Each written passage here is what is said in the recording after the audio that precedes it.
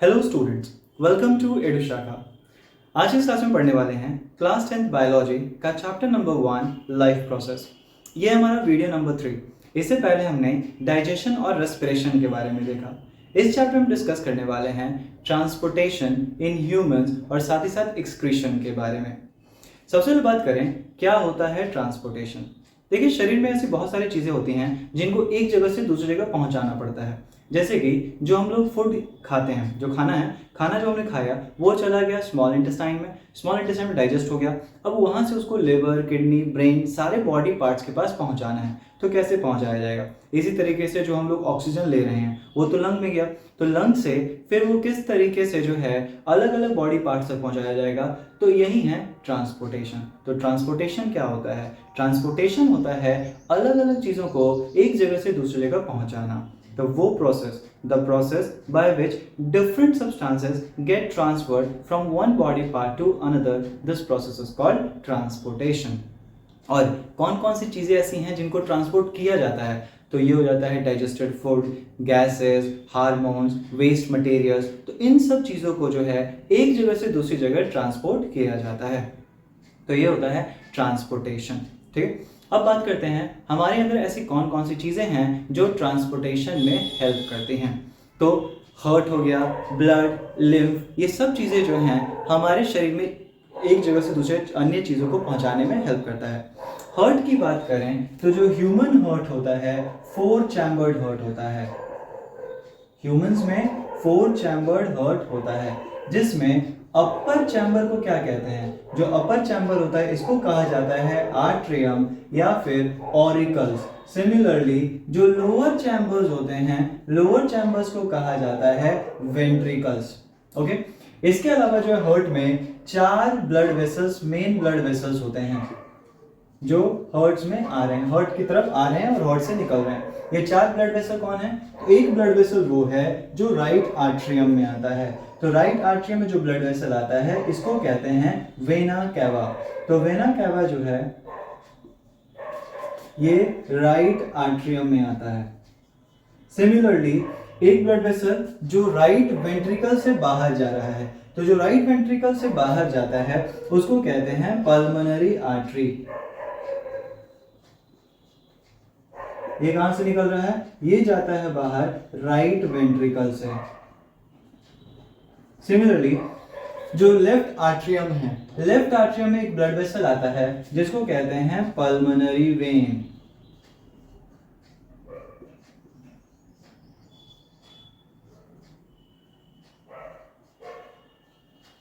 और जो left ventricle है यहां से एक ब्लड वेसल बाहर जा रहा है जिसको कहा जाता है आउटा।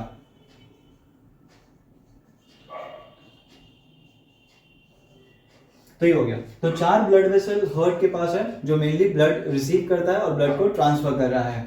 वेना कैवा जो राइट आर्ट्रियम में आ रहा है, ये ऊपर वाला जो है राइट आर्ट्रियम। फिर यहाँ पे जो है वेंट्रिकल्स, राइट वेंट्रिकल से जो ब्लड वेसल निकल रहा है ये हो गया पल्मोनरी आर्टरी। फिर लेफ्ट आर्ट्रियम में जो ब्लड वेसल आ रहा है ये कहलाता है पल्मोनरी वेन। और फिर जो वेंट्रिकल्स हैं, लेफ्ट वेंट्रिकल से जो बाहर जा रहा है ये हो गया आउटा। तो ये ब्लड वेसल्स हैं जो ब्लड रिसीव कर रहे हैं, ब्लड को ट्रांसफर करते हैं। उसके अलावा क्या देखोगे, जो राइट वेंट्रिकल और राइट आर्ट्रियम और राइट वेंट्रिकल है इसके बीच में जो है एक वाल्व पाया जाता है जिसको बोलते हैं ट्राइकस्पिड वाल्व। इधर उपस्थित होता है एक वाल्व जिस वाल्व को कहा जाता है ट्राइकस्पिड वाल्व। सिमिलरली जो लेफ्ट साइड है, लेफ्ट साइड 2 वाल्व उपस्थित होता है, इस वाल्व को कहते हैं बाइकस्पिड वाल्व। दोनों चैम्बर्स को सेपरेट करने वाला जो बीच का लाइनिंग है इसको कहते हैं सेप्टम। सेप्टम जो होता है ये दोनों चैम्बर्स को सेपरेट करता है। जो हार्ट वॉल है, हार्ट की जो दीवारें हैं इसको कहते हैं पेरिकार्डियम। यहां पर जो राइट आर्ट्रियम है इसके पास जो है एक इलेक्ट्रिकल सिग्नल जनरेट करने वाला जो है सब्सटेंस है जिसको कहा जाता है सिनऑरिकुलर नोड।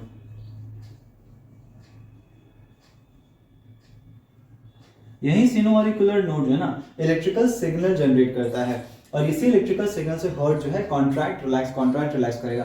तो हार्ट में जो कॉन्ट्रैक्शन, दिल जो धड़क रहा है, दिल का धड़कना जो है इसी सिनोऑरिकुलर नोड के कारण होता है, यही इलेक्ट्रिकल सिग्नल जनरेट करता है। कभी कभी किसी व्यक्ति में ये सही तरीके से काम नहीं करता तो डॉक्टर्स ऑपरेट करके उसमें लगा देते हैं पेसमेकर।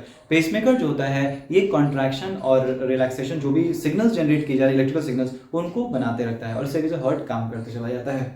देखोगे जैसे किसी व्यक्ति का अगर हार्ट काम नहीं कर रहा है तो जो डॉक्टर्स होते हैं उसको इलेक्ट्रिक शॉक देते हैं। ये इलेक्ट्रिक शॉक क्यों दिया जाता है? इलेक्ट्रिक शॉक इससे दिया जाता है कि उसका हार्ट जो है वापस से कॉन्ट्रैक्ट करे, जो इलेक्ट्रिकल सिग्नल्स हैं वापस से जो है चालू हो जाए। और ये इलेक्ट्रिकल सिग्नल जब तक चलता रहेगा तब तक हार्ट काम करेगा, और जैसे ही सिन ऑरिकुलर नोड ने काम करना बंद कर दिया, हार्ट काम करना बंद कर देगा। तो ये चीज़ है, ठीक है।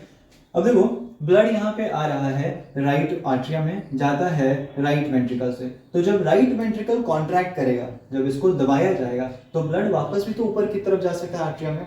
तो ब्लड का बैकफ्लो को रोकने के लिए, वापस ब्लड आर्टरियम में ना चला जाए, तो इसके यहाँ पे बाइकस्पिड और ट्राइकस्पिड वाल्व हैं जो मेनली रोकते हैं ब्लड को वापस जाने से। अगर हार्ट का पोजीशन पूछा है, हार्ट है कहाँ, तो हार्ट जो होता है एकदम सेंटर में होता है। जो हमारा चेस्ट कैविटी है, चेस्ट कैविटी एकदम सेंटर में होता है, दोनों लंग्स के बीच में। हाँ, लेकिन थोड़ा सा लेफ्ट की तरफ टिल्टेड होता है, तो इसे इसको बोलते हैं कि हार्ट लेफ्ट साइड है, लेकिन बस वो टिल्टेड होता है एकदम सेंटर में है, टिल्ट होता है। अगर हार्ट के साइज की बात किया जाए तो एकदम जो फिस्ट होता है हमारा मुट्ठी, एकदम मुट्ठी जैसा जो है मेनली हार्ट का साइज होता है, ठीक है। तो ये चीज़ है यहाँ पे। तो ये हो गया हार्ट के बारे में। अब बात करते हैं हार्ट काम कैसे करता है, किस तरीके से जो है ब्लड को ट्रांसफर कर रहा है एक जगह से दूसरी जगह, उसके बारे में। अब देखो क्या, जो हमारा हार्ट है वो 4 चैम्बर्ड हार्ट है। 4 चैम्बर्ड, 4 कमरे हैं इसके अंदर। अच्छा, क्या सारे ऑर्गेनिज्म में 4 कमरे होते हैं, 4 चैम्बर्ड होता है? ऐसा नहीं है। जो फिशेस होते हैं, फिशेस में 2 चैम्बर्ड हार्ट पाया जाता है, एक आर्ट्रियम, एक वेंट्रिकल। सिमिलरली जो एम्फीबियंस होते हैं, एम्फीबियंस वैसे जानवर जो जमीन पे भी रहते हैं और पानी में पाए जाते हैं, दोनों ही जगह वो सर्वाइव कर सकते हैं। तो जो एम्फीबियंस होते हैं, रेप्टाइल्स होते हैं, इनमें मेनली 3 चैम्बर्ड हार्ट पाया जाता है, ऊपर वाले 2 आर्ट्रियम और नीचे का एक वेंट्रिकल। तो जो 2 चैम्बर्ड और 3 चैम्बर्ड वाले ऑर्गेनिजम्स होते हैं, इनमें ऑक्सीजनेटेड ब्लड जिसमें ऑक्सीजन उपस्थित है, और डीऑक्सीजनेटेड ब्लड का मतलब जिसमें कार्बन डाइऑक्साइड है। तो ऑक्सीजनेटेड और डीऑक्सीजनेटेड ब्लड मिलते रहता है। तो अगर ब्लड दोनों आपस में मिल रहे हैं, ऑक्सीजनेटेड और डीऑक्सीजनेटेड, तो उस केस में एनर्जी का प्रोडक्शन बहुत कम देखा जाता है। तो एम्फीबियंस और फिशेस में और जो रेप्टाइल्स हैं, इनमें मेनली ब्लड मिलते रहता है।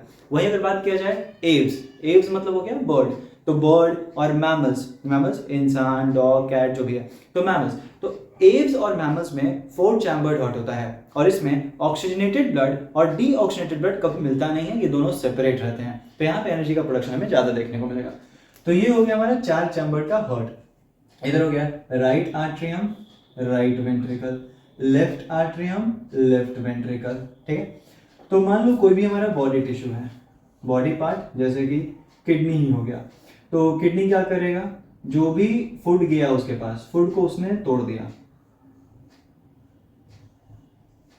बॉडी पार्ट क्या करता है, जो हमारा शरीर, जैसे ब्रेन हो गया, तो ब्रेन क्या करे, जो खाना उसने खाया, खाना को जो है तोड़ देगा, तोड़कर क्या बना देगा, ब्रेन खाने को तोड़ेगा, ग्लूकोज को तोड़ देगा और बनाएगा कार्बन डाइऑक्साइड, वाटर और एनर्जी, जिस प्रोसेस को हम कहते हैं रेस्पिरेशन। तो रेस्पिरेशन के द्वारा एनर्जी का प्रोडक्शन होता है। तो यहाँ पे बन गया कार्बन डाइऑक्साइड।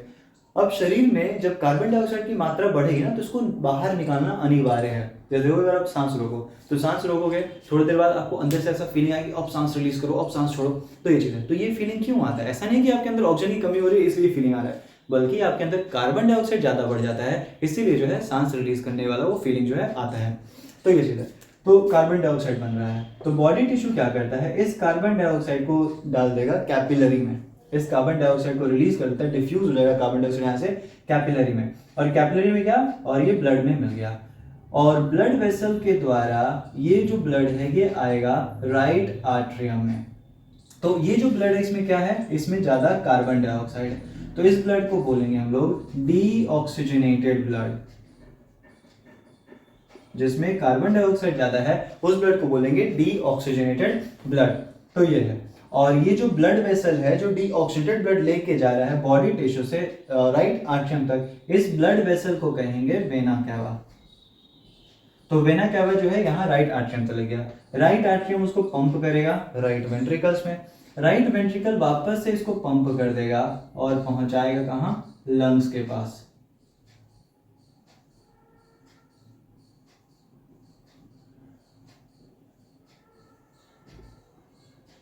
लंग्स के पास पहुंचा दिया।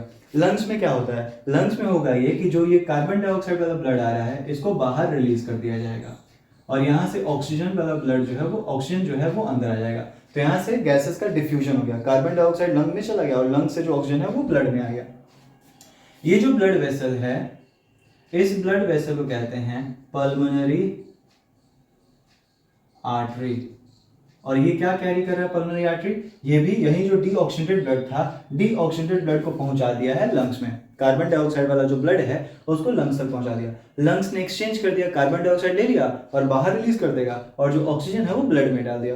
तो इस तरीके से अब यहाँ से एक ब्लड वेसल निकलेगा जो ऑक्सीजनेटेड ब्लड को लेकर आएगा। तो ये ब्लड वेसल जो ऑक्सीजनेटेड ब्लड को लेकर आ रहा है लेफ्ट आर्टरियम तक, इस ब्लड वेसल को कहते हैं पल्मोनरी वेन। और ये ब्लड कैसा आ रहा है, ये ब्लड है ऑक्सीजनेटेड ब्लड जिसमें ऑक्सीजन की मात्रा ज़्यादा है। अब यहाँ से ये पंप कर दिया जाएगा लेफ्ट वेंट्रिकल में और लेफ्ट वेंट्रिकल वापस से इस ब्लड को पहुंचा देगा बॉडी टिश्यू के पास थ्रू आर्टरी जिसको बोलते हैं आउटा। तो आउटा जो है वो वापस से इसको जो है बॉडी टिश्यू पहुंचा देगा, बॉडी टिश्यू वापस से जो है ऑक्सीजन का इस्तेमाल करेगा खाने को तोड़ने के लिए, फिर से कार्बन डाइऑक्साइड देगा। तो इस तरीके से ये चलता रहता है। तो इधर वाला जो left right atrium right ventricle है ये पंप कर रहा है डीऑक्सीनेटेड ब्लड को, लेफ्ट आर्टरियम और लेफ्ट वेंट्रिकल पंप कर रहा है ऑक्सीजनेटेड ब्लड को। ऐसा नहीं है कि यहाँ पे एक इस तरीके से यहाँ से गया तब यहाँ जाएगा फिर यहाँ, ऐसा नहीं होता है। मेरी जो दोनों लेफ्ट आर्टरियम है ऊपर वाले, ये दोनों एक बार कॉन्ट्रैक्ट करेंगे। एक बार कॉन्ट्रैक्ट किया तो ब्लड एक साथ नीचे गया वेंट्रिकल में, ठीक है। फिर दोनों जो वेंट्रिकल है वो एक बार कॉन्ट्रैक्ट करता है तो ब्लड एक साथ ऊपर नीचे जाएगा। तो इस तरीके से जो आर्टरियम है पहले ये कॉन्ट्रैक्ट करता है, इसको लगता है लगभग 0.1 सेकेंड।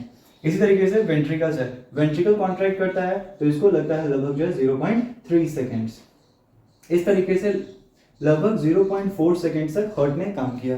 जितना देर ये काम करता है उतना ही देर रेस्ट भी करता है। तो 0.4 सेकेंड रेस्ट करेगा। टोटल एक बार हार्ट बीट करने में, एक बार दिल को धड़कने में जो कितना समय लग जाता है, लगभग 0.8 सेकेंड का समय लग जाता है। इस तरीके से ऑन एन एवरेज अगर देखें 1 मिनट में हार्ट बीट कितना हो जाएगा, तो 1 मिनट में जो है हार्ट रेट जो होता है 72 टाइम्स पर मिनट। दिल जो है एक बार में 72 बार धड़क रहा है, तो 72 टाइम्स पर मिनट, इसी को बोलते हैं हार्ट रेट। ठीक, तो हार्ट इस तरीके से कार्य करता है। ठीक है, ये चीज है। अब यहाँ पे जब ब्लड वेसल्स की बात हो रही है तो देखते हैं जरा कौन कौन से ब्लड वेसल्स हैं जो हेल्प कर रहे हैं चीजों को ट्रांसफर करने में। ब्लड वेसल्स की बात करें तो मेनली 2 तरह के ब्लड वेसल्स, आर्टरीज और वेन्स। लेकिन जहाँ पे आर्टरीज और वेन्स मिलते हैं उसको कहते हैं कैपिलरी। और वो जो कैपिलरीज होते हैं दोनों के मुकाबले इनका जो दीवार है वो बहुत पतला होता है, जिसके द्वारा चीजें जो है आपस में एक्सचेंज होते रहती हैं। आपस में एक्सचेंज मतलब जो कैपिलरी है वहां से चीजें निकलती हैं बॉडी टिश्यू के पास चली जाती हैं, ये कैपिलरी। ठीक है, तो यहाँ से जो भी बॉडी में एक्सचेंज होता है बॉडी सरफेस और ब्लड के बीच में, वो कहाँ से होता है, वो कैपिलरीज के द्वारा ही एक्सचेंज किया जाता है। ठीक है, ये चीज है। आर्टरीज की बात करें तो आर्टरीज कैसा होता है और ये करता क्या है।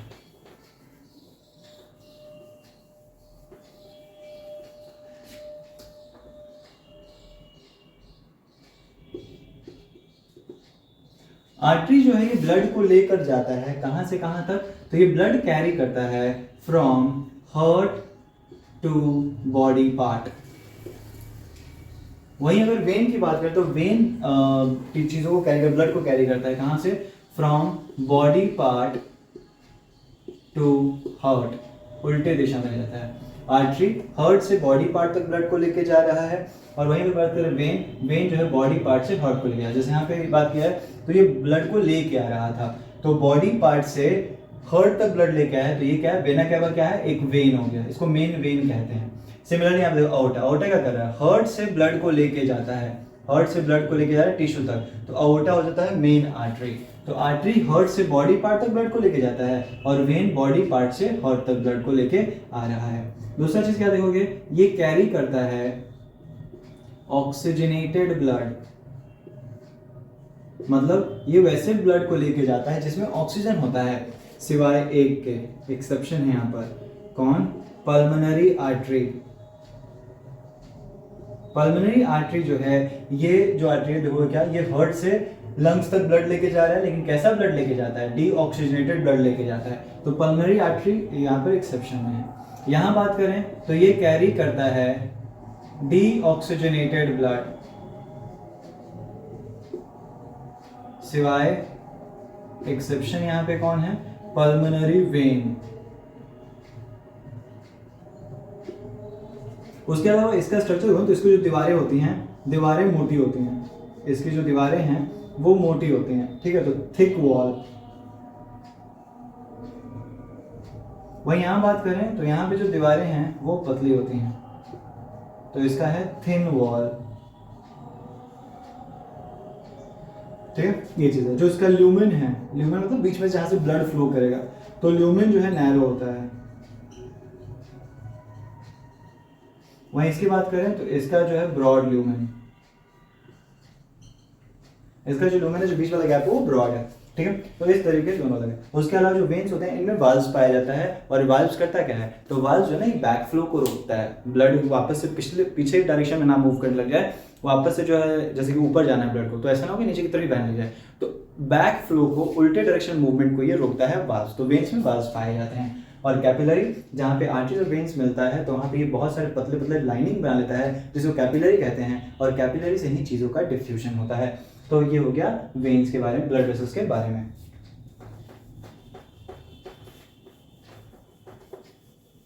अब बात करते हैं ब्लड किन किन चीज़ों को मिला के बना हुआ है, आखिर कौन कौन चीज़ें हैं जिनसे ब्लड बना है। तो ब्लड की बात करें, ब्लड कंपोजिशन की बात करें, तो ये मुख्य रूप से दो चीज़ों को मिला के बना है। एक हो गया प्लाज्मा, और दूसरा होता है फॉर्म्ड एलिमेंट्स, या फिर हम सेल्स बोल सकते हैं। प्लाज्मा की बात करें तो लगभग ब्लड का 55% हिस्सा प्लाज्मा होता है, और 45% जो हिस्सा है वो फॉर्म्ड एलिमेंट्स या सेल्स हैं। जिसमें प्लाज्मा में क्या होता है? पानी है इसमें, मुख्य रूप से लगभग 90 to 92% वाटर ही है। प्रोटीन पाया जाता है, एल्बुमिन, ग्लोबुलिन्स, ये सब। इलेक्ट्रोलाइट्स पाए जाते हैं, इलेक्ट्रोलाइट्स जैसे कि NaCl, बाइकार्बोनेट, ये सब इलेक्ट्रोलाइट्स पाए जाते हैं। उसके अलावा जो है एंटीबॉडीज पाया जाता है, तो ये सब प्लाज्मा में पाया जाता है। फॉर्म्ड एलिमेंट्स की बात करें तो ये मुख्य रूप से जो है सेल्स पाए जाते हैं, जिसमें है RBC, WBC, और साथ ही साथ जो है प्लेटलेट्स, ठीक। तो इसीलिए सोचो अगर ब्लड में से पूरा जो सेल्स हटा दिया तो जो येलोइश फ्लूइड बचेगा उसी को प्लाज्मा कहते हैं। अब देखो RBC क्या करता है, तो RBC हो गया red blood cell. Red blood cell जो है ये ब्लड जो बोन मैरो होता है ना हमारे शरीर में, बोन मैरो बनता है। बोन मैरो पाया कहाँ जाता है? तो बोन मैरो पाया जाता है जो लंबी लंबी हड्डियां होती हैं, जैसे कि थाई बोन, फीमर, ठीक है, जो जांग का हड्डी है जिसको फीमर कहते हैं। तो फीमर में जो है अंदर की तरफ गैप होता है जिसमें जो बोन मैरो पाया जाता है। तो बोन मैरो में ये ब्लड सेल्स जो है बनते हैं। तो आरबीसी की बात करें तो आरबीसी जो है इसका जो लाइफ स्पैन है वो लगभग 120 दिनों का है। 120 दिन तक आरबीसी सर्वाइव करता है। उसके अलावा जो है इसमें कोई न्यूक्लियस उपस्थित नहीं होता है। अगर इसके शेप की बात करें तो इसका शेप कैसा है, तो इसका शेप कॉनकेव शेप की तरह है, स्फेरिकल कॉनकेव शेप की तरह, बाइकॉनकेव शेप की तरह इसका होता है।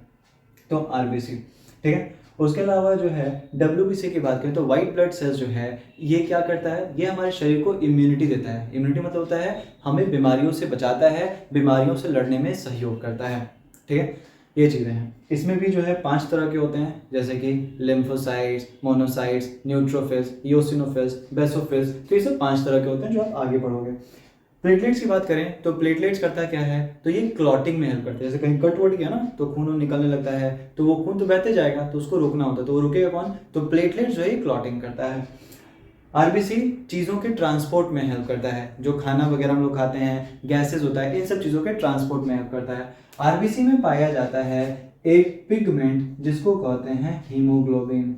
आरबीसी में एक पिगमेंट है जिस पिगमेंट को कहते हैं हीमोग्लोबिन, और हीमोग्लोबिन में एक मेटल पाया जाता है आयरन, ठीक है। तो जैसे गैसेज हो गया, ऑक्सीजन खासकर, तो ऑक्सीजन का जो एफिनिटी है वो हीमोग्लोबिन के प्रति ज़्यादा है। एफिनिटी मतलब लगाव, तो ऑक्सीजन का लगाव हीमोग्लोबिन के प्रति ज़्यादा होता है। तो ऑक्सीजन हीमोग्लोबिन आपस में मिल जाता है और मिलकर बनाता है ऑक्सी हीमोग्लोबिन, और पूरे शरीर में जो ये ऑक्सी हीमोग्लोबिन पहुंचेगा। मान लो दिमाग को चाहिए, दिमाग तक गया ऑक्सी हीमोग्लोबिन, वहाँ पर ऑक्सीजन दिमाग को दे देगा और हीमोग्लोबिन तो ब्लड में ही रहेगा। तो इस तरीके से जो हीमोग्लोबिन है वो गैसेस के ट्रांसपोर्ट में जो है सहयोग करता है। अगर किसी व्यक्ति में हीमोग्लोबिन कम हो जाए तो क्या होगा, तो देखो क्या ऑक्सीजन समय पे नहीं पहुंच पाएगा और उस व्यक्ति में एनर्जी का प्रोडक्शन सही तरीके से नहीं होगा और दिन भर थकावट, चक्कर आना, ये सब जो है देखने को मिल सकता है हीमोग्लोबिन के कमी के कारण। ठीक है, तो ये फंक्शन है ब्लड का। तो ब्लड का फंक्शन अगर बात किया जाए ओवरऑल तो क्या फंक्शन है, तो ब्लड करता ये है चीज़ों के ट्रांसपोर्ट में सहयोग करता है, ये डाइजेस्टेड फूड, गैसेज, उसके अलावा जो वेस्ट मटेरियल्स, हार्मोन्स, इन सब चीज़ों को ट्रांसपोर्ट कर रहा है। ब्लड जो है ये हमें इम्यूनिटी प्रोवाइड करता है, ब्लड जो है क्लॉटिंग में सहयोग करता है। तो इस तरीके से ये सारे जो है ब्लड के फंक्शंस हो गए, ब्लड क्या क्या कर रहा है, और ब्लड इन सब चीज़ों को मिलाकर बना हुआ है। ब्लड की ही तरह शरीर में एक और चीज पाया जाता है जिसको बोलते हैं लिम्फ। लिम्फ क्या है, तो लिम्फ फ्लूइड है जो मेनली ब्लड की तरह ही होता है, बस फर्क क्या होता है कि उसमें आरबीसी नहीं पाया जाता, उसमें प्लेटलेट्स नहीं पाए जाते हैं। लिम्फ ज्यादातर पानी है, उसके अलावा प्रोटीन्स है कुछ, उसके अलावा जो है WBC वगैरह भी पाए जाते हैं जो हमें हेल्प सुरक्षित करते हैं बाकी फॉरेन पार्टिकल से। फॉरेन पार्टिकल मतलब कोई भी बाहरी चीज़ जो हमारे शरीर का नहीं है, जैसे कि बैक्टीरिया, वायरस, ये सब चीज़ें। तो लिम्फ जो होता है ना, लिम्फ फ्लूइड सब्सटेंस होता है जो बिल्कुल ब्लड की तरह होता है और यही कैपिलरी से बाहर आता है और मेनली जो है ना ये बॉडी टिश्यू और ब्लड के बीच में चीज़ों को एक्सचेंज करने में हेल्प करता है। तो इस तरीके से लिम्फ को बॉडी फ्लूइड भी कहा जाता है, जो मेनली बॉडी ऑर्गन्स जो टिश्यू हैं और साथ ही साथ ब्लड है, दोनों के बीच में चीज़ों को एक्सचेंज करने में सहयोग करता है लिम्फ। तो इस तरीके से ब्लड, लिम्फ, ये सब जो है चीज़ों के ट्रांसपोर्ट में हमारे अंदर सहयोग करते हैं, हमारे शरीर में हेल्प करते हैं। ठीक है, तो ये चीज़ है। अब जब ब्लड की बात हो रही है तो यहाँ बात करते हैं ब्लड ग्रुप्स के बारे में। ब्लड ग्रुप्स कितने तरह की होती हैं, कौन कौन सी हैं? ये ब्लड ग्रुप डिसाइड किया जाता है दो फैक्टर से। एक होता है एंटीजन। एंटीजन ऐसा प्रोटीन है जो ब्लड को रिएक्टिव बना देता है, और दूसरा होता है एंटीबॉडी। एंटीबॉडी की बात करें तो एंटीबॉडी भी ऐसी केमिकल सब्सटेंस है जो हमें इम्यूनिटी प्रोवाइड करते हैं, जो हमें सुरक्षित रखते हैं फॉरेन पार्टिकल से। तो मेनली अगर एंटीजन की बात करें, एंटीजन क्या होता है, वैसे प्रोटीनिशियस सब्सटेंस जो ब्लड को रिएक्टिव बनाते हैं। तो एंटीजन दो तरीके का होता है, एक होता है antigen A, antigen B. Similarly antibody की बात करें तो एंटीबॉडी भी दो तरीके का, एंटीबॉडी ए, एंटीबॉडी बी। ठीक है, तो ब्लड में क्या होता है ना, अगर एंटीजन ए पाया जाएगा तो एंटीबॉडी उल्टा पाया जाएगा, मतलब एंटीबॉडी बी पाया जाएगा। अगर एंटीजन बी पाया जाएगा तो एंटीबॉडी ए पाया जाता है। तो सपोज करो ब्लड में है एंटीजन, एंटीबॉडी, तो इसके अनुसार जो है ग्रुप क्या हो जाएगा, ब्लड ग्रुप। जैसे कि अगर एंटीजन ए है तो उसके अंदर एंटीबॉडी बी पाया जाएगा, और ब्लड ग्रुप जो है इस प्रोटीन, जो रिएक्टिव प्रोटीन है, उसके अनुसार होता है। तो एंटीजन ए है तो ब्लड ग्रुप ए हो गया, अगर एंटीजन बी है तो एंटीबॉडी उल्टा ए हो जाएगा, तो उसमें ब्लड ग्रुप बी हो गया। अगर दोनों ही एंटीजन है ए एंड बी, तो उस केस में कोई ब्लड एंटीबॉडी नहीं पाया जाता है। अगर दोनों ही एंटीजन है ना तो उसमें कोई एंटीबॉडी नहीं पाया जाएगा, और एंटीबॉडी नहीं पाया जाएगा मतलब क्या है, ऐसे व्यक्तियों को ज़्यादा बीमारी होने का खतरा है।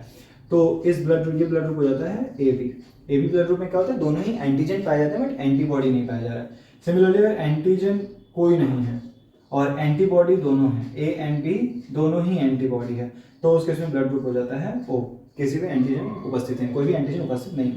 अब देखो क्या, जो ब्लड ग्रुप ए बी वाले होते हैं, अब इसमें तो दोनों ही रिएक्टिव सब्सटेंस उपस्थित है, तो आप ए से ब्लड ले लो, आप बी से ब्लड ले लो, ओ से ब्लड ले लो। जब आपके अंदर पहले से ही दोनों रिएक्टिव सब्सटेंस उपस्थित हैं तो कोई फर्क नहीं पड़ेगा आप किससे ब्लड ले रहे हो। तो इसलिए ए बी जो हो जाता है ये हो गया यूनिवर्सल रेसिपिएंट। रेसिपिएंट का मतलब हो जाता है कि किसी से भी ब्लड ले सकता है। सिमिलरली अगर बात करें ओ के बारे में, तो ओ के पास जो है ना कोई एंटीजन है ही नहीं, कोई केमिकल रिएक्टिव सब्सटेंस जो है ही नहीं इसके पास, तो ये किसी को ब्लड दे सकता है, कोई फर्क पड़ेगा नहीं। तो ये हो जाता है यूनिवर्सल डोनर। तो इस तरीके से चार तरह के जो है ब्लड ग्रुप्स होते हैं। ये वो universal recipient, A B universal recipient होता है, दोनों ही इसके अंदर एंटीजन है, तो कोई दिक्कत नहीं है, कहीं से भी कोई भी आ जाए फर्क नहीं पड़ेगा। इसी तरीके से universal donor O blood group कहा जाता है। इसके पास मेनली क्या है कि कोई एंटीजन नहीं है, तो इसलिए किसी को भी ब्लड दे सकता है, कोई फर्क नहीं पड़ता है। ठीक है, तो ये ब्लड ग्रुप्स रहता है कि ये ब्लड ग्रुप होता है। अब हम बात करेंगे ब्लड प्रेशर के बारे में। ब्लड प्रेशर क्या होता है?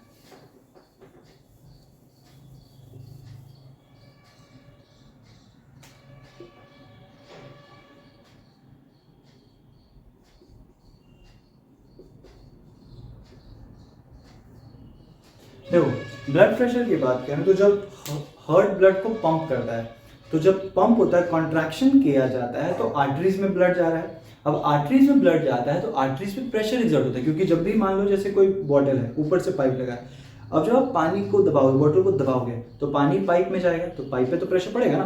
तो सिमिलरली जो पाइप होता है ब्लड वेसल्स, उस पर प्रेशर पड़ता है, तो ब्लड पंप किया जाता है, तो पंप करने के दौरान आर्टरीज पर कितना प्रेशर पड़ रहा है, इसी को बोलते हैं ब्लड प्रेशर। ठीक है, तो ब्लड प्रेशर क्या होता है? वो pressure which is the pressure which is exerted on arteries when heart pumps blood, तो इसको बोलते हैं blood pressure.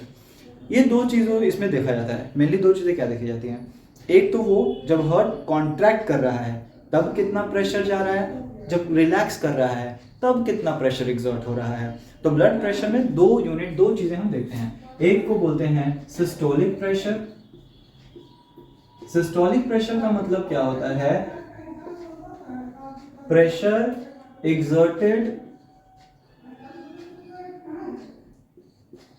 exerted on artery by heart. ठीक है, तो वो प्रेशर जो हार्ट पे एग्जर्ट किया, जो आर्टरी पे एग्जर्ट किया जाता है हार्ट के द्वारा ड्यूरिंग कॉन्ट्रैक्शन। जब कॉन्ट्रैक्ट करता है तो उस दौरान जब प्रेशर एग्जर्ट किया जाता है उसको सिस्टोलिक प्रेशर बोलेंगे। और ये कितना होता है? तो सिस्टोलिक प्रेशर होता है 120 mm ऑफ Hg। लगभग कितना प्रेशर ये होता है? 120 mm ऑफ Hg। Hg क्या है? मरकरी। तो मरकरी के अनुसार जो है, जो लेवल होता है मरकरी के लेवल के अनुसार यहाँ प्रेशर नापते हैं। तो सिस्टोलिक प्रेशर ये हो गया। सिमिलरली जो दूसरा प्रेशर होता है डायस्टोलिक प्रेशर। डायस्टोलिक प्रेशर की बात करें तो ये क्या होता है? ये होता है pressure exerted on artery by the heart during relaxation. तो क्या होता है? जब रिलैक्स करता है तो उस दौरान कितना प्रेशर एग्जर्ट किया जा रहा है, उसको डायस्टोलिक प्रेशर बोलते हैं। और ये लगभग कितना होता है? तो ये होता है 80 mm ऑफ Hg।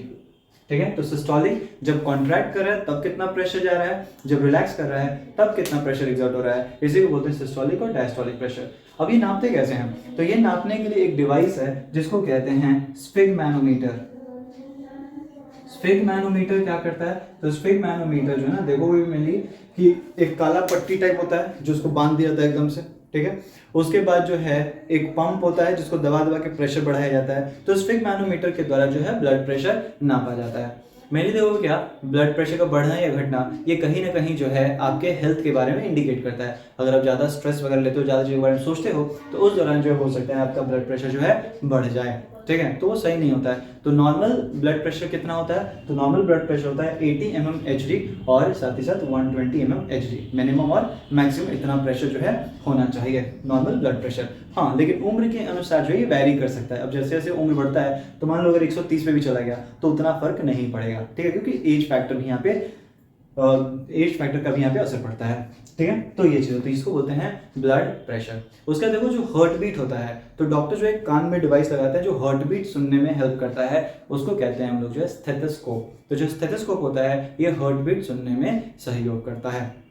तो ये हो गया मेनली जो है ट्रांसपोर्टेशन के बारे में कि किस तरीके से चीज़ों का ट्रांसपोर्ट हमारे अंदर होता है, इसमें कौन कौन चीज़ें सहयोग करती हैं। अब हम बात करेंगे एक्सक्रीशन को लेकर। एक्सक्रीशन क्या है और कौन कौन से बॉडी पार्ट्स हैं जो एक्सक्रीशन में सहयोग करते हैं उसके लिए।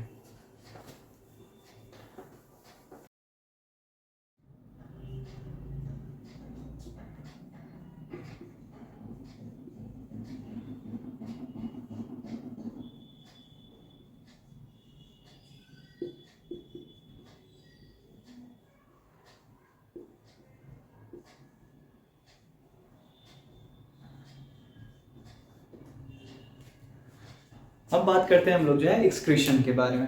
एक्सक्रीशन की बात करें तो एक्सक्रीशन होता क्या है? तो देखो कि ऑर्गेनिजम्स के अंदर मेटाबॉलिक रिएक्शन के बाद बहुत सारे वेस्ट प्रोड्यूस होते हैं। जैसे कि हम लोग की बात करें तो रेस्पिरेशन हो रहा है, तो रेस्पिरेशन के बाद कार्बन डाइऑक्साइड प्रोड्यूस होता है। तो कार्बन डाइऑक्साइड को शरीर से बाहर कैसे निकाला जा रहा है? लंग्स के द्वारा। सिमिलरली जो पानी ज़्यादा पी लेते हैं या कम, तो ज़्यादा पानी भी होना हमारे लिए अच्छा नहीं है, कम पानी भी होना अच्छा नहीं है। ज़्यादा पानी है तो वेस्ट के रूप में है, तो पसीना, यूरिन, इन सब के रूप में जो है पानी को बाहर रिलीज किया जाता है। तो ये सब चीज़ हो गई। इसी तरीके से जो है कुछ नाइट्रोजनस वेस्ट भी हमारे अंदर बनता है, जैसे कि अमोनिया। अमोनिया जो है ना, इसको कन्वर्ट कर दिया जाता है मेनली यूरिया में, और यूरिया को शरीर से बाहर निकाला जाता है यूरिन के फॉर्म में। तो अगर हम एक्सक्रीशन की बात करें तो एक्सक्रीशन है क्या? तो एक्सक्रीशन वो प्रोसेस होता है जिसके द्वारा जो मेन नाइट्रोजनस वेस्ट होते हैं इनको रिमूव किया जाता है। एक्सक्रीशन वो प्रोसेस है जिसके द्वारा नाइट्रोजनस वेस्ट को रिमूव किया जाता है। अभी नाइट्रोजनस वेस्ट क्या हो सकता है? कुछ ऑर्गेनिज्म में ये अमोनिया होता है, कुछ ऑर्गेनिज्म में यूरिया होता है, कुछ ऑर्गेनिज्म में ये यूरिक एसिड होता है। तो जैसे अगर इंसानों की बात किया जाए तो हम लोगों के अंदर यूरिया जो है ये मेन नाइट्रोजनस वेस्ट होता है जिसका रिमूवल अनिवार्य है। तो ये चीज़ है। सबसे बात करते हैं अगर हम प्लांट्स को लेकर, प्लांट्स में जो है वेस्ट कैसे रिमूव किया जाता है। अब देखो प्लांट्स में क्या होता है ना कि जो रेस्पिरेशन हुआ तो रेस्पिरेशन के चलते कार्बन डाइऑक्साइड बना, वो इस कार्बन डाइऑक्साइड का इस्तेमाल कर लेते हैं फोटोसिंथेसिस में। भोजन बनाने के लिए कार्बन डाइऑक्साइड चाहिए, तो रेस्पिरेशन के द्वारा जो कार्बन डाइऑक्साइड प्रोड्यूस हुआ उसका इस्तेमाल कर लिया गया फोटोसिंथेसिस में। उसके अलावा जो ऑक्सीजन बना तो कुछ ऑक्सीजन तो रेस्पिरेशन में यूज करते हैं और बाकी जो ऑक्सीजन बचता है वो रिलीज कर देते हैं थ्रू स्टोमाटा। तो ऑक्सीजन भी एक तरह का उनमें वेस्ट हो गया जो मेनली उसका यूज नहीं हो रहा है तो बाहर रिलीज कर रहे हैं, तो भी एक वेस्ट हो गया, तो वो स्टोमाटा के द्वारा जो है वो रिलीज करते हैं। ओके, उसके अलावा बात किया जाए तो एक्स्ट्रा वाटर जो पानी है, तो प्लांट्स एक्स्ट्रा वाटर को रिमूव करते हैं in the form of transpiration. Transpiration क्या होता है? पत्ता का जो सतह है, सतह पर से पानी भाप बन के उड़ जाता है, तो इसको बोला जाता है ट्रांसपिरेशन। तो वहां पर भी स्टोमेटा के द्वारा जो है वो एक्स्ट्रा वाटर को लॉस करते हैं, एक्स्ट्रा वाटर को जो वो रिलीज कर देते हैं। उसके अलावा प्लांट्स कुछ वेस्ट को जो है अपने वैक्यूल में स्टोर करके रखते हैं, कुछ वेस्ट को जो है वो लीफ में, कुछ को जो है स्टेम में स्टोर करके रखते हैं, कुछ वेस्ट वो अपने जो रूट्स के द्वारा रिलीज करते हैं। तो इस तरीके से प्लांट में मेनली उतने ज़्यादा वेस्ट उनको नुकसान पहुंचाने वाले हैं नहीं, तो वो अपने शरीर में स्टोर करके भी रख सकते हैं, वो रिलीज भी कर देते हैं। जैसे कि आम का पेड़ देखोगे तो उसमें से कुछ जो है गम की तरह निकलता है ब्राउनिश कलर का, ठीक है, तो वो भी उसका वेस्ट ही है, ठीक है। तो प्लांट गम्स, रेजिन्स या टैनिन्स, रेजिन ब्राउन कलर का गम की तरह होता है, टैनिन्स ग्रीन कलर का होता है। तो इस तरीके से जो है ये सारे वेस्ट को प्लांट स्टोर करके रखता है और समय समय पे जो है रिलीज करते रहता है। तो इस तरीके से प्लांट में वेस्ट का रिमूवल होता है।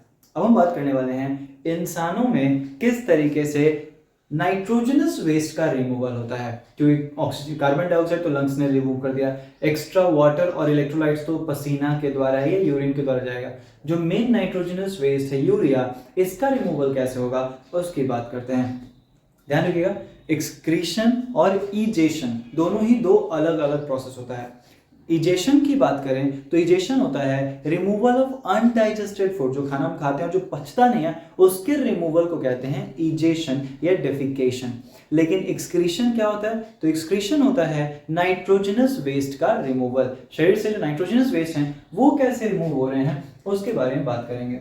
तो वो सारे सिस्टम जो नाइट्रोजनस वेस्ट को रिमूव करने में हेल्प करते हैं उसको हम कहते हैं एक्सक्रीटरी सिस्टम। जिसमें क्या आता है? एक्सक्रीटरी सिस्टम के अंदर हमारा आता है दो किडनी, उसके अलावा जो है दो डक्ट है जो यूरिन को लेके जाएगा यूरिनरी ब्लैडर तक। तो ये जो दो डक्ट है इसको यूरेटर कहा जाता है। ये हो गया kidney, ureter, urinary bladder, urethra जिसके द्वारा जो है शरीर से बाहर जाएगा यूरिन। अगर किडनी की बात करें तो किडनी का जो ये हिस्सा होता है ना जहाँ मेनली बहुत सारे कलेक्टिंग डक्ट्स आके मिलते हैं, इसको कहते हैं रीनल पेल्विस। किडनी दो भागों में बटा हुआ है। बाहर वाला जो भाग होता है इसको कॉर्टेक्स कहा जाता है और अंदर वाला जो भाग है इसको मेड्यूला कहते हैं, ठीक है। ये चीज़ अब देखो जो भी हमारे शरीर में बॉडी या टिश्यू, ऑर्गन या टिश्यू होता है ये बना किससे है? तो टिश्यू बनता है सेल्स को मिला के। तो किडनी जो है, जो ऑर्गन है, ये भी तो किस चीज़ को मिला के बना होगा। तो किडनी जिन सेल्स को मिला के बना है उसको कहते हैं नेफ्रॉन। तो किडनी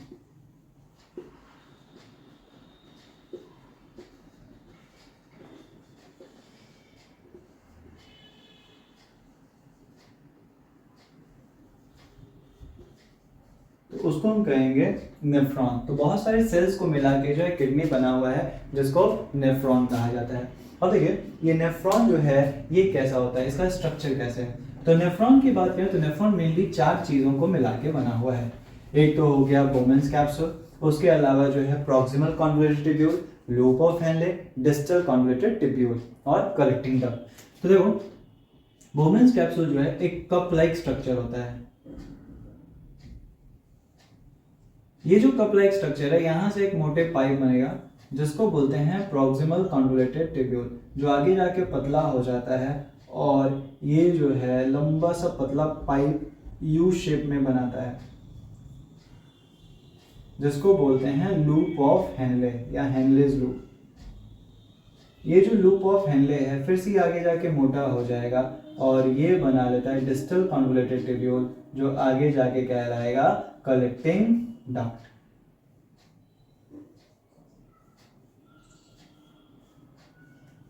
ठीक, तो ये जो बोमेन्स कैप्सूल है, जो कप लाइक स्ट्रक्चर है, इसको बोलेंगे बोमेन्स कैप्सूल।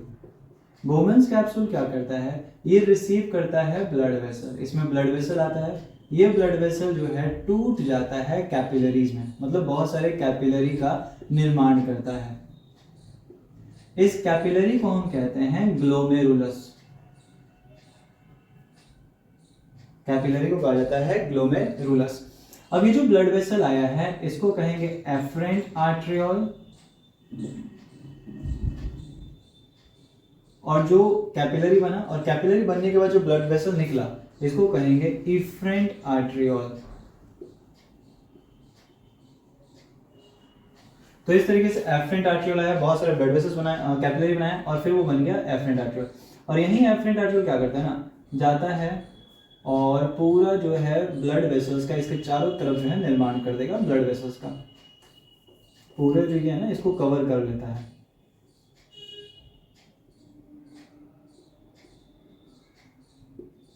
तो इस तरीके से बहुत सारे ब्लड वेसल्स यहाँ पे बन जाते हैं इसके चारों तरफ।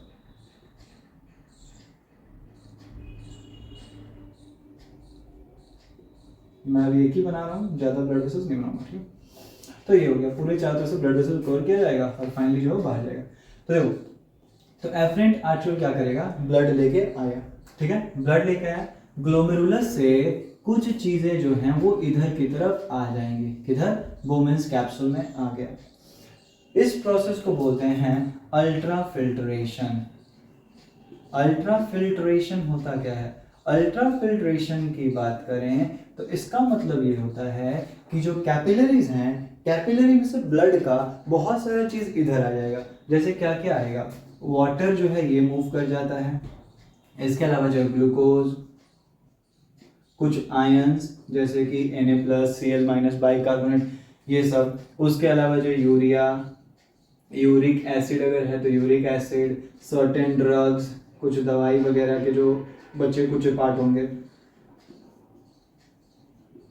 तो ये सब चीजें जो हैं यहाँ से कैपिलरी ग्लोमेरुलस से जो है इधर आ गया बोमेन्स कैप्सूल में। इन सारे चीजों को क्या बोलते हैं, इन सारे चीजों को मिला के हम कहते हैं फिल्ट्रेट। इन सारी चीजों को मिला के हम कहते हैं फिल्ट्रेट। तो यहाँ पे क्या बन गया, यहाँ बन गया फिल्ट्रेट। फिल्ट्रेट कुछ नहीं है, ऊपर से जो ब्लड है ना, ब्लड में से जो पानी वगैरह वो सब चीजें इधर आ गई तो फिल्टर हो गई है, इसलिए इस प्रोसेस को हम कहते हैं अल्ट्रा फिल्ट्रेशन। तो फिल्ट्रेट के निर्माण का जो प्रोसेस है इसको अल्ट्रा फिल्ट्रेशन कहते हैं। और लगभग जो है 125 ml फिल्ट्रेट बनता है पर मिनट। ठीक है, तो ये चीज हो गया।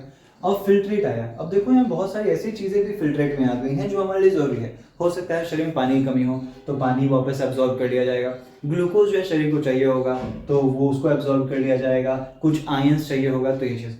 तो जैसे जैसे ब्लड आगे बढ़, जैसे जैसे ये जो फिल्ट्रेट आगे बढ़ेगा तो कुछ इंपॉर्टेंट चीजें जो हैं वापस से ब्लड वेसल में चली जाएंगी। जैसे कि ग्लूकोज ये चला जाएगा, आयंस Na+, Cl- ये चला गया। तो कुछ इंपॉर्टेंट चीजें वापस से जो है ब्लड वेसल्स में चली जाती हैं।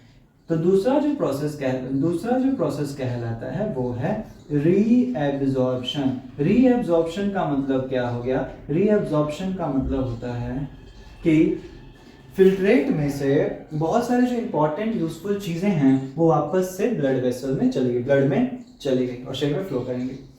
ऐसा भी हो सकता है कि कुछ चीजें अभी भी ब्लड में हो जो हमारे लिए जरूरी नहीं हो। जैसे हो सकता है कुछ यूरिया बचा हो तो यूरिया को वापस से जो फिल्ट्रेट में मिला दो। हो सकता है कुछ ऐसा वेस्ट जो शरीर को नहीं चाहिए उसको वापस से जो है फिल्ट्रेट में मिला दो। तो इस तरीके से चीज़ों का एक्सचेंज चलते रहता है, ठीक है। फिल्ट्रेट में से ब्लड वेसल में जा रहा है और ब्लड वेसल में से फिल्ट्रेट में आ रहा है। तो जब फिल्ट्रेट में से ब्लड वेसल में चला गया तो इसको रीएब्जॉर्प्शन बोलते हैं, और जब ब्लड वेसल में से वापस फिल्ट्रेट में आ रहा है तो इसको बोलेंगे ट्यूबुलर सिक्रीशन। तो इस तरीके से इन 3 प्रोसेस होने के बाद अल्ट्राफिल्ट्रेशन, रीएब्सॉर्प्शन, ट्यूबुलर सिक्रीशन, इन 3 प्रोसेस होने के बाद जो हमें फ्लूइड मिलता है उसी फ्लूइड को कहते हैं यूरिन, और वो यूरिन आगे जाके कलेक्टिंग डक्ट में स्टोर हो जाता है। देखो क्या, शरीर को जब पानी की कमी होगी, ठीक है, शरीर में जब पानी की कमी होगी तो हार्मोन रिलीज होता है जिसको बोलते हैं वैसोप्रेसिन।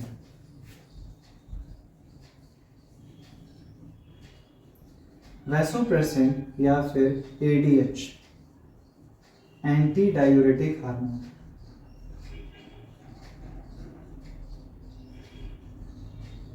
ये जो वैसोप्रेसिन या एंटी डायूरेटिक हार्मोन होता है ये एक्ट करता है डिस्टल कॉन्वोल्यूटेड ट्यूब्यूल पर। यहाँ पे नाम नहीं लिखा, ये है प्रॉक्सिमल कॉन्वोल्यूटेड ट्यूब्यूल।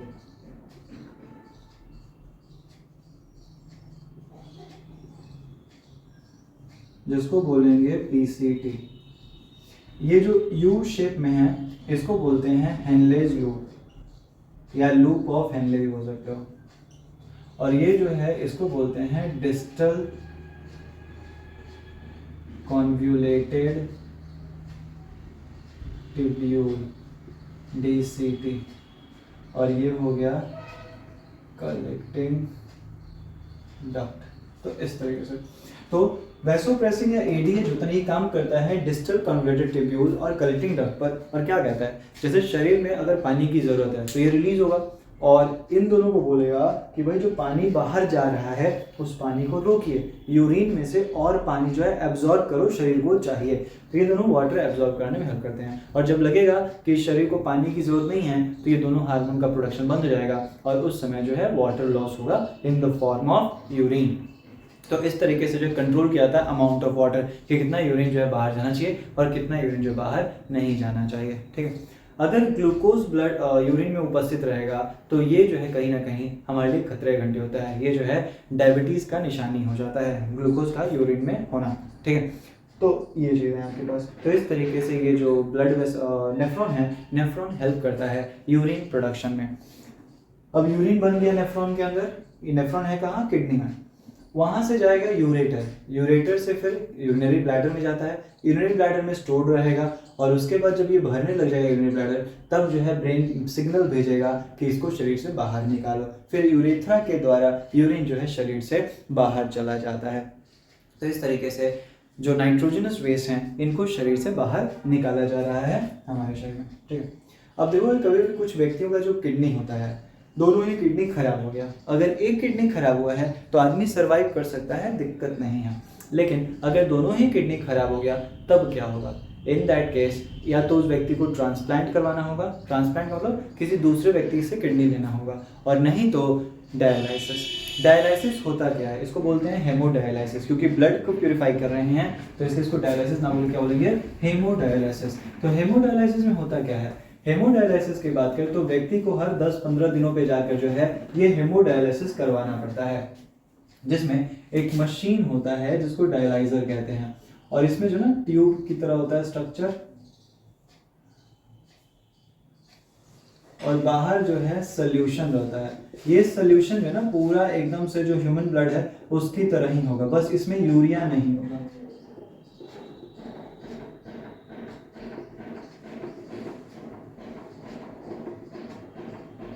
ठीक है, तो इंसान है, ये है उसका वेन, ये है आर्टरी। तो क्या होगा, वेन से ब्लड लिया जाता है और इसको डाल दिया जाता है इस मशीन में। ओके, वेन से ब्लड को ट्रांसफर करवाया जाएगा इस मशीन से। अब जो ब्लड है उसमें क्या है, उसमें मेनली जो वेस्ट है जो कि है यूरिया, तो इस यूरिया को रिमूव करना है। तो यहाँ से ब्लड जाएगा इसमें, जब मूव करेगा ब्लड तो क्योंकि बाहर जो सोल्यूशन है उसमें यूरिया नहीं है और अंदर यूरिया ज़्यादा है, तो इसलिए यूरिया ज़्यादा से कम मात्रा की तरफ जो है बाहर निकलते चला जाएगा, और इस तरीके से एक दो बार मूव करवाने पे जो फाइनली पूरा यूरिया बाहर निकल जाता है, और यहाँ से जो प्योर ब्लड आता है उसको वापस आर्टरी में इंजेक्ट कर दिया जाता है। तो इस तरीके से ब्लड पूरा प्योरीफाई हो जाता है। यह है वेन, वेन से ब्लड लिया जा रहा है और आर्टरी में वापस से जो है इंजेक्ट कर दिया जाता है। तो इसको बोलते हैं हेमोडायलिसिस। तो हेमोडायलिसिस वो प्रोसेस होता है जिसके द्वारा इंसान का जो ब्लड है उसको प्योरीफाई किया जाता है। और यहाँ पे प्योरीफिकेशन से मतलब क्या है? प्योरीफिकेशन से मतलब यहाँ पर है जो यूरिया है उसका रिमूवल। एक चीज़ ध्यान रखिएगा, जैसे हमने इससे पहले जब ये पढ़ा ट्रांसपोर्टेशन, तो वहाँ मैंने बात किया ऑक्सीजनेटेड ब्लड और डीऑक्सीजनेटेड ब्लड का। तो वहाँ पे जो हम बात कर रहे हैं वो सिर्फ कार्बन डाइऑक्साइड और ऑक्सीजन के मुकाबले है। यहाँ पे जब प्योर और इम्प्योर की बात कर रहे हैं तो प्योर इम्प्योर का मतलब कार्बन डाइऑक्साइड ऑक्सीजन नहीं है, बल्कि प्योर इम्प्योर का मतलब ये हो गया कि अगर ब्लड में यूरिया है तो वो इम्प्योर हो गया, ब्लड में यूरिया नहीं है तो प्योर हो गया। तो इस तरीके से जो है ब्लड को प्योरीफाई किया जा रहा है, उसमें से जो है यूरिया को रिमूव किया जाता है। ठीक है, तो ये हमारे अंदर जो है एक्सक्रीशन का प्रोसेस है और इस तरीके से ब्लड साफ किया जा रहा है। तो इसी के साथ आपका जो पहला चैप्टर है लाइफ प्रोसेस वो समाप्त होता है। मिलेंगे अब अपने अगले वीडियो में एक नए चैप्टर के साथ। Thank you.